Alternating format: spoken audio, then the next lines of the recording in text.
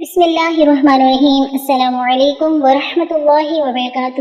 امید کرتی ہوں آپ سب صحت اور ایمان کے بہترین حالتوں ہوں گے۔ اللہ رب العزت سب کو صحت عطا فرمائے، عافیت عطا فرمائے فی دنیا والآخرہ۔ تو پیارے ساتھیوں، دعا ہی عبادت ہے، اور دعا کو عبادت کیوں کہا گیا؟ اس لیے کہ دعا ہر عبادت کا اہم رکن ہے۔ یہ بالکل ایسے ہی ہے جیسے نبی کریم صلی اللہ علیہ وآلہ وسلم نے فرمایا الحج عرفۃ، یعنی حج وقوف عرفہ ہے۔ وقوف عرفہ چونکہ حج کا سب سے اہم رکن ہے، اس لیے آپ صلی اللہ علیہ وآلہ وسلم نے اسے ہی حج قرار دیا۔ اسی طرح چونکہ دعا بھی ہر عبادت کا سب سے اہم رکن ہے، اس لیے آپ صلی اللہ علیہ وسلم نے دعا کو ہی عبادت قرار دیا۔ اس کے علاوہ عزیز ساتھیوں، ہر عبادت کا مقصد اور اس کا لب لباب دعا ہی ہے۔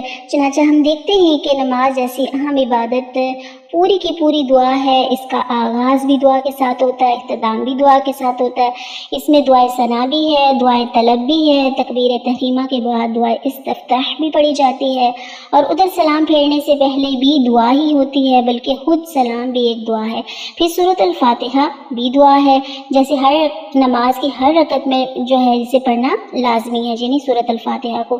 اسی طرح رکوع و سجود میں بھی دعا ہے۔ اس کے علاوہ دیگر عبادات پہ بھی غور کریں تو ان میں بھی دعا ہی ہے، چاہے دعائے ثنا ہو، دعائے طلب ہو۔ اسی لیے نبی کریم صلی اللہ علیہ وسلم نے دعا کو ہی عبادت قرار دیا ہے۔ تو عزیز ساتھیوں، دعا قبول نہیں ہوتی جب تک کہ حلال رزق نہ ہو۔